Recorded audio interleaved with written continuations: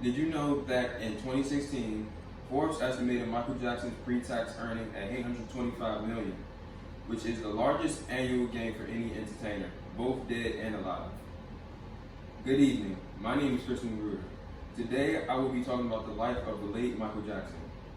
I will talk about Michael's upbringing, his greatest hits, and how his life suddenly ended. Michael was born on August 29, 1958 in Gary, Indiana. He was one of 10 children. They lived in a small house where 7 of them slept in one room. In this picture, this is the house that they slept in. Michael's career began in 1964 at the age of 5, where he was highlighted as a prodigy. Jackson joined the family's music group named the Jackson Family at the time, and he quickly emerged as the lead vocalist. It wasn't until Michael's older brother Marlon joined the group that they became the Jackson 5. Michael impressed many audiences with his range and depth. The group spent countless hours rehearsing their act. They began by doing local shows and built a strong fan base. Once the group became more known, they began to open up for R&B artists such as Gladys Knight and James Brown. Because the people they opened up for were signed to Motown, the Jackson 5 caught the attention of the Motown founder. Motown eventually signed with the group in 1969. The group then moved to LA, where they was introduced into the music industry. Their first hit single was released in 1969 named I Want You Back, and it quickly rose to the #1 on the Billboard Hot 100 chart. After that hit quickly came many other singles such as ABC and I'll Be There.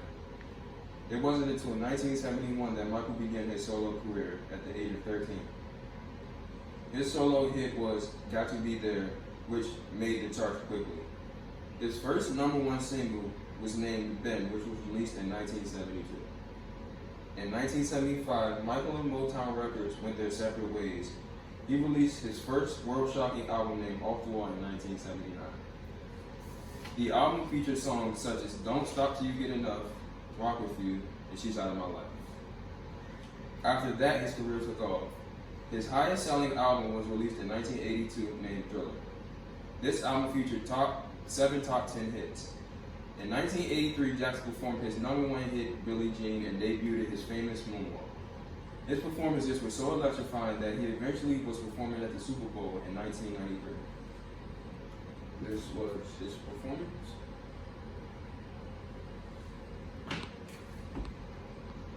He was the first international superstar to perform at the Super Bowl. Some people argue that this is his best performance ever. He wowed the world with his singing and signature dance moves. Jackson's dance moves consist of the anti-gravity lean, the toe stand, and the spin.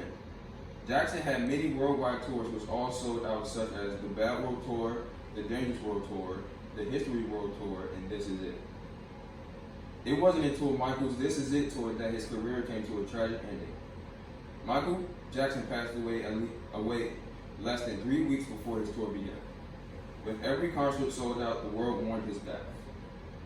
He died of drug intoxication from medication that his doctor was giving to him in his home in LA. After his death, his music sales skyrocketed. His funeral was held in the Staples Center, where he was rehearsing for his upcoming tour. It was estimated that about 1 billion people watched the televised funeral service. 2 months later, his death was ruled a homicide. Do you have any questions, comments, or concerns about Michael Jackson? Do you know what happened with his estate after he died? I think it was made until it was young.